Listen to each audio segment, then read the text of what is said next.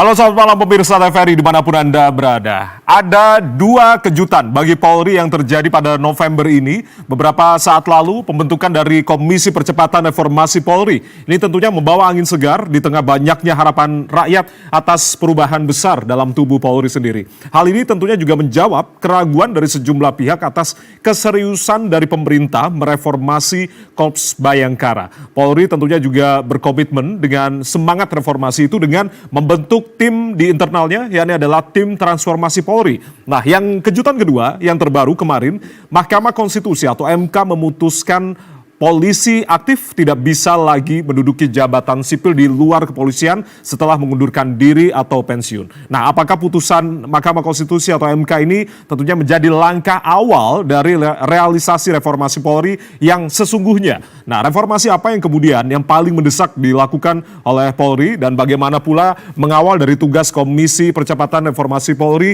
dalam respon tuntutan rakyat untuk melakukan pembaruan? Tentunya kita akan bahas dalam program Arah Angin malam hari ini dengan judul Menakar Reformasi Polri. Kita akan lihat seperti apa takarannya nanti agar pas kita diskusikan malam hari ini bersama dengan sejumlah narasumber. Di sebelah kiri saya ada Bang Nasir Jamil, anggota Komisi 3 DPR RI. Bang Nasir, selamat malam, salam sehat Bang Nasir.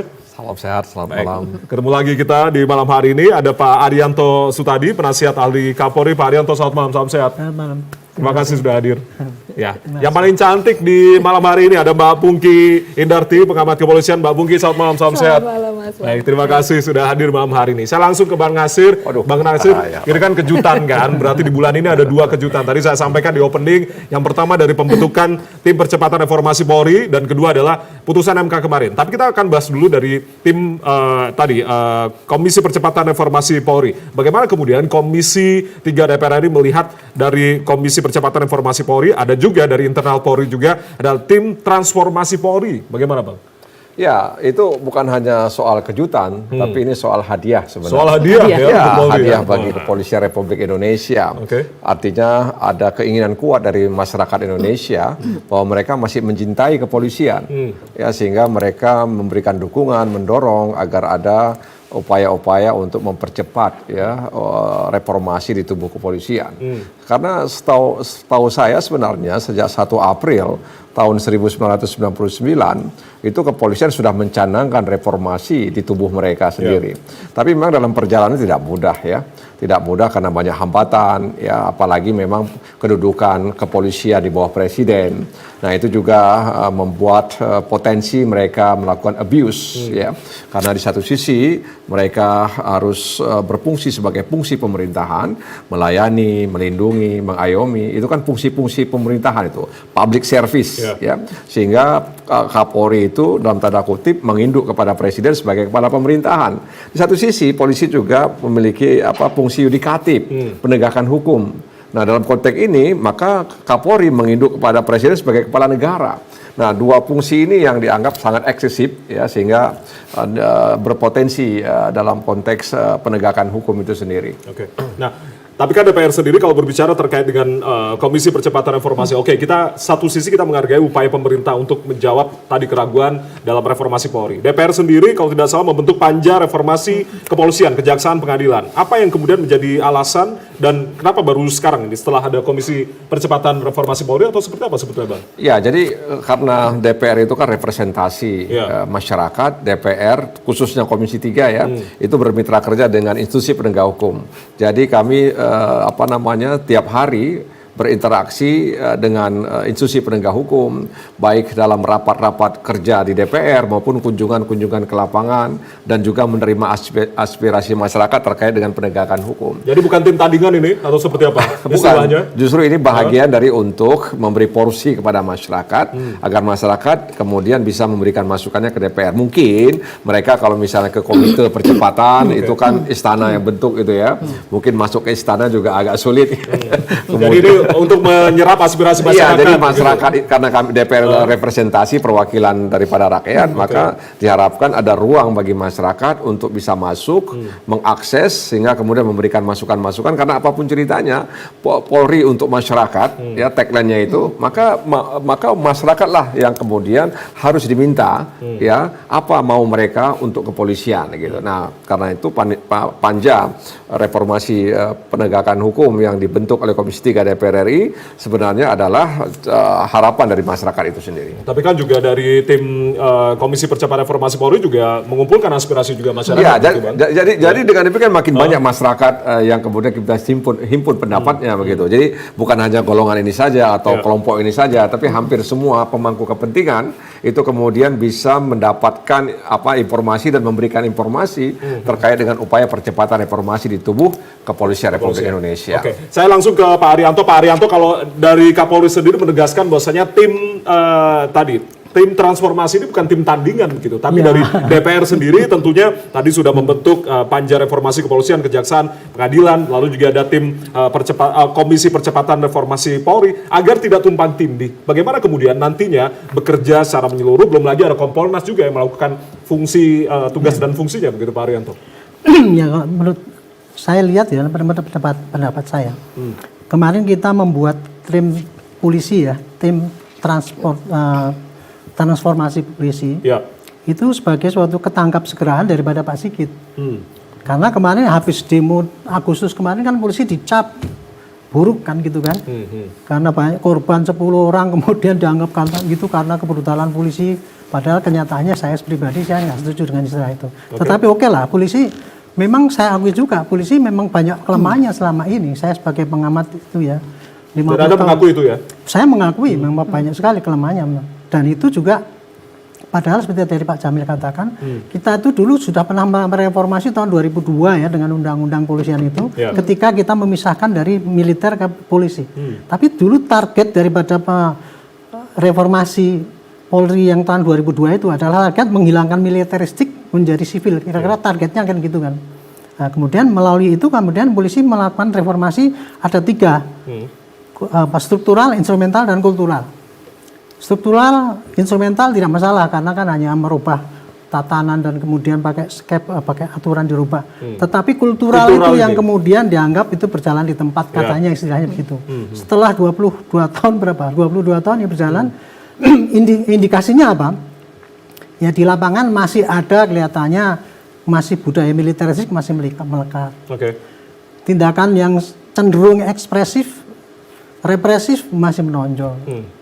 Kurang humanis, kemudian kurang preventif katanya gitu. Kemudian yang belakangan ini malah yang dirasakan justru ada pada perilaku yang ada di lapangan itu kurang sangat tidak memenuhi harapan masyarakat ya. Perilaku yang sombong, kemudian ada laporan malah ditolak dan sebagainya, dan itu pelayanan yang kurang memuaskan ya gitu. Kemudian akuntabilitas daripada penegakan hukum yang diragukan kan kira-kira begitu ya. Jadi indikator bahwa polisi itu masih kurang memenuhi harapan masyarakat itulah yang kemudian oleh Pak Kapolri ini ketika kemarin ujuk-ujuk kemudian ada saran kepada Pak Presiden suruh bikin reformasi komisi reformasi gitu ya. Pak Kapolri kami juga menyarankan Pak mestinya kita Pak evaluasi apa yang kekurangan yang dimintakan oleh masyarakat itu. Kan ada 9 poin itu kemarin itu dirinci. Itu mesti kan kita teliti Pak sekarang. Saya yakin Pak karena ini ya kelemahan yang belakangan menonjol itu adalah tampilan yang terdepan dilihat oleh masyarakat. Nah, saya kalau hanya tampilan depan itu merubahnya tidak begitu sulit menurut saya. 1 tahun ini kita harus rubah Pak. Caranya apa? Dengan quick win. Dengan program-program yang kira-kira bisa menendang, bisa melihat bisa memperlihatkan perubahan polisi dengan cepat. Salah satu contohnya? Contohnya yang tadinya tampilan yang tadinya arogan gitu ya. Kemudian harus humanis. Kita bikin petunjuk namanya do dan don't. Yang boleh begini, yang tidak boleh begini. Contohnya begitu ya. Kemudian misalkan pengawasan yang melemah tadi kan, pengawasan melekat saya tekankan. Kenapa polisi selama ini kurang baik? Karena Pak, aturannya tuh sudah banyak Pak, rinci sekali itu Pak, aturan mengenai itu. Tetapi di lapangan pelanggarannya nggak pernah ditindak. Kenapa lemah? Ya karena selama ini bawahan dengan atasnya sama aja melanggar juga. Nah itulah makanya yang saya kritisi. Harusnya kalau pengawasan melekat ini mudah Pak merubahnya. Bikin aturan yang jelas dan kemudian pelanggaran yang ditindak bukan hanya bawahnya tapi atasan juga. Tambah lagi satu lagi ada fakta integritas. Artinya apa? Kalau saya menjabat di satu daerah, saya berani ngomong, kalau saya siap jabat polsek ini, kalau polsek ini masih ada judi, saya copot 1 bulan, nggak usah pakai kode etik. Contohnya kayak gitu Pak. Dengan jaminan gitu maka kita bisa memberikan harapan pada masyarakat. Dan kalau itu dipraktekkan itu Pak, dalam 1-2 bulan udah berubah itu Pak masyarakat. Bahkan saya menyarankan Pak, aturan ini yang saya buat ini Pak, petunjuk-petunjuk praktis yang boleh dan yang tidak, itu boleh di-share pada anggota di lapangan, masyarakat bisa melihat inilah aturan yang berlaku bagi polisi, sehingga kalau dia melanggar bisa, Bapak melanggar ini gitu kan. Jadi whistleblower-nya lebih banyak, maka kontrol pada masyarakat lebih tajam dan polisi pasti akan berubah. Polisi juga mengakui dalam hal ini, saya ingat RDP dari Komisi 3 juga waktu bersama dengan Pak Wakapolri menyebutkan bahwasanya Pak Dedi Prasetyo, bahwasanya masyarakat sekarang lebih percaya ke Damkar nih ketimbang ke polisi. Itu artinya polisi kan slow respon dan segala sesuatunya. Artinya ini kan juga polisi menyadari bahwasanya dari sisi kultural, dari sisi pelayanan publik itu yang itu sampai di dalam ini Pak petunjuk saya kasih contoh. Pelayanan polisi itu sekarang kan kadang-kadang polisi dicari susah. Contoh itu Damkar tuh. Ini dalam petunjuk ini segitu Pak. Bagaimana meningkatkan pelayanan itu, kualitas itu. Contoh Damkar itu. Apapun dia diminta, dia datang, nggak usah ini kan gampang datangnya itu. Itu termasuk juga dalam satu ini Pak, sasaran kita. Saya langsung ke Mbak Pungki. Mbak Pungki, ada beberapa hal yang kemudian tadi menjadi catatan Bang Nasir dan juga Pak Arianto begitu. Kalau bicara terkait dengan reformasi, tidak hanya bicara tentang struktural, tapi yang menekankan lagi secara kultural. Bagaimana kemudian Mbak Pungki yang sudah lama juga duduk di Kompolnas, apa yang kemudian yang mendesak reformasi yang harus diperbaiki dari sisi Korps Bayangkara ini? Iya, betul. Terima kasih banyak. Jadi ketika saya di Kompolnas, terus sebelumnya saya bersama dengan teman-teman masyarakat sipil memperhatikan polisi. Sebetulnya kami melihat polisi itu yang paling dari 3 ya. Kami kan security sector reform atau reformasi sektor keamanan. Kami mengamati 3 institusi. Ada kepolisian, kemudian TNI, dan BIN. Nah dari ketiganya itu kami menilai yang paling terbuka, paling responsif, paling mudah diajak bicara dan diajak untuk berubah itu polisi. Dibanding dengan 2 institusi tadi. Sehingga kemudian kalau kita mengatakan bahwa reformasi kepolisian itu dianggap yang lebih berhasil, itu kami acungi jempol, memang ya. Tetapi memang dalam perjalanannya ada 3 tadi, reformasi struktural, kultural, kemudian instrumental. Nah, reformasi struktural dan instrumental itu sudah berhasil dilakukan dengan baik, dan kultural yang memang masih ada utang. Artinya mindset dan culture set anggota kepolisian itu tidak mudah sebagai membalik telapak tangan, jadi berubah semalam gitu ya. Butuh proses panjang butuh artinya. Proses panjang. Jadi butuh pendidikan, terus kemudian sebelumnya juga rekrutmen yang benar dan sebagainya. Nah, terus kemudian menyisakan misalnya masih ada arogansi, sifat militeristik, terus kemudian koruptif juga masih ada, hedonisme masih kita lihat, dan kemudian profesionalitas yang terkadang nggak merata. Artinya di Jakarta seperti apa, kemudian di daerah seperti apa. Nah, ini kan juga jadi permasalahan. Nah, kemudian ini yang kemudian saya pikir merupakan hutang dari reformasi 98, sehingga mau tidak mau polisi mesti harus mengejar ketertinggalan tadi reformasi kultural tadi ya? Sehingga bisa berjalan dengan baik. Nah, kemudian atasan misalnya leadershipnya itu bagaimana atasan memberikan contoh, membimbing anggota, terus kemudian memberikan teladan, ini penting. Jadi jangan sampai anggota dibiarin sehingga anggota seperti anak ayam kehilangan induk, bingung jadinya gitu ya. Terus kemudian tata kelola organisasi misalnya itu mesti harus organisasinya bersih, terus kemudian profesional. Nah, terkait juga dengan pengawasan, ini yang paling penting karena pengawasan saya melihat kurang ya, kurang dalam artian begini, pengawasan internal itu tidak akan cukup mampu dalam mengawasi Polri. Kemudian eksternal yang dilakukan oleh Kompolnas, kewenangan Kompolnas sangat lemah di sini. Jadi dulu memang cita-citanya bikin Kompolnas kuat bisa mengawasi polisi, tetapi pembentukannya ternyata Kompolnas lemah, sehingga kemudian bagaimana institusi yang lemah kemudian tidak independen mengawasi kepolisian. Nah ini juga jadi masalah. Jadi saya Penguatan melihat Kompolnas salah satunya betul harus itu sangat diperlukan juga, betul. Jadi ketika saat ini sedang momentum reformasi polisi, baik oleh Presiden kemudian oleh DPR RI dan juga Polri sendiri sudah melakukan reformasi. Ini saya juga berharap reformasi terhadap Kompolnas juga dilakukan. Artinya memperkuat Kompolnas sehingga nanti pengawasan terhadap kepolisian akan berjalan dengan baik. Memperkuat dari sisi tadi kewenangannya atau betul, apa? betul. Kewenangan seperti misalnya Kompolnas tuh nggak punya kewenangan untuk melakukan investigasi misalnya, sehingga terkadang kalau melakukan investigasi juga mesti harus bareng-bareng polisi dan itu nggak independen gitu, model-model seperti itu. Jadi nggak seperti Komnas HAM misalnya. Komnas HAM punya kekuatan untuk melakukan investigasi sendiri. Nah hal-hal seperti itu yang kami perlukan. Nah kemudian juga kalau dulu pemerintah berkeinginan untuk membuat Kompolnas di daerah untuk bisa mengawasi kepolisian di daerah. Nah ini juga saya rasa perlu untuk didirikan sehingga akan ada pengawasan berjenjang seperti itu. Baik, itu tadi Pak Bungki karena udah 2 periode di Kompolnas, artinya ini juga suara-suara dari Kompolnas. Saya langsung minta tanggapan dari Pak Arianto, artinya butuh juga Pak dari penguatan pengawasan internal dalam hal ini Propam dan juga eksternal. Kompolnas tadi yang juga menjadi penting terkait juga penguatan dari Kompolnas secara independensinya, lalu juga kewenangannya, begitu. Bagaimana tanggapan Anda, Pak Arianto? Saya mengusulkan Kompolnas diperkuat itu sejak tahun 2007, Pak. Sejak 2007? Ketika saya itu masih Sahli Kapolri. Waktu itu ketua Kompolnasnya Pak Roni Rihawa, Bu. Saya usulkan ya gini, karena kenapa ya? Kita tuh banyak pelanggaran, karena pelanggaran-pelanggaran yang di internal itu, Pak, oleh atasannya tidak tertindak gitu loh, Pak. Seperti kode etik itu sudah ada aturan nggak boleh begini, nggak boleh gini, tetapi dilanggar juga ya. Jarang sekali yang diterapkan. Sementara waktu itu Kompolnas, bayangkan cuma 5 orang kan, komisioner cuma 6. Eksekusinya 3 dari 9. 6 orang mengawasi waktu itu masih 300.000 orang.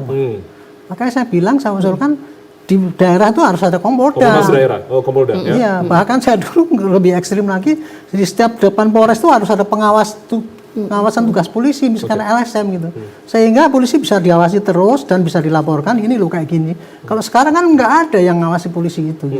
Jadi kalau Kompolnas itu dikuatkan, saya sangat setuju gitu. Termasuk juga sekarang ya, kewenangan Kompolnas cuma apa? Menerima keluhan dari masyarakat dan kemudian disampaikan pada polisi. Seperti kalau di luar negeri kan ada lembaga lain yang kalau ada polisi melanggar maka dia melakukan investigasi. Di Inggris katanya juga ada, di Jepang juga ada. Tapi kan itu nggak ada. Makanya itu kalau memang ini tugas dari komisi itu, kalau untuk internal polisi pasti nggak bisa ya mengusulkan. Tapi mungkin kalau dari komisi yang luar itu mungkin bisa diusulkan sehingga penguatan pengawasan dari eksternal itu lebih kuat sehingga polisinya juga bisa baik.